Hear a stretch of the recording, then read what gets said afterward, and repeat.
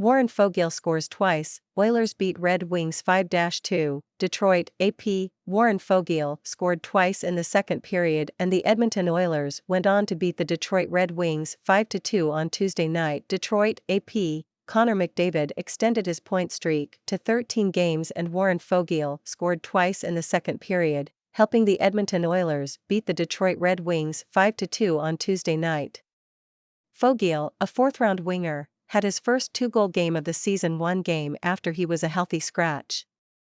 "It's one of the best games I've seen from him, and he should feel real good about himself," Oilers coach Jay Woodcroft said. "There's nobody more happy for him than his teammates and his coaching staff." Fourth-line center Ryan McLeod and Foegele had goals 36 seconds apart early in the second and Foegele scored again midway through the period to give the Oilers a 3-1 lead. Third-line center Ryan Nugent-Hopkins restored their two-goal lead late in the third period. "We got some contributions from our entire lineup, which is great," said Edmonton's Evander Kane, who had an empty net goal. "We're going to need that as we go down the stretch here and obviously in the playoffs. That type of scoring wins or loses you series." Edmonton's Jack Campbell stopped 30 shots, including some key ones in the third, to keep a one-goal lead. "They were big saves, but I would say Jack expects to make those days, and we expect those saves," Woodcroft said. "He's starting to build a little personal momentum for himself." The Oilers maintained the momentum they had going into the All-Star break with their 8th win in 9 games.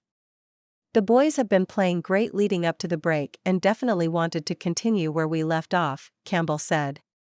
"Great way to start the road trip and get all the juices flowing again." Ville Husso made 22 saves for the Red Wings, who had won 2 of their previous 3 games. "There are a lot of positives to take out of this game despite the score, but we just didn't finish," Detroit coach Derek Lalonde said. Detroit's Tyler Bertuzzi broke a scoreless tie midway through the first period and Joe Veleno scored with 9 seconds left in the second to pull the home team within a goal. Edmonton, the NHL's highest-scoring team and best on the power play, scored with an extra skater when Nugent-Hopkins had a goal with 4:22 left in the third. "Their power play is on pace to be the best in the history of the game," Lalonde said. "We gave them a fourth one and it killed us." The game had plenty of after-whistle scrums, leading to a parade into the penalty box with several penalties in the third period. "It's today's NHL. A lot of guys think they can get in there, and the referees bail them out a lot," Kane said. "It was a bit of a chippy game, and it started in the second period.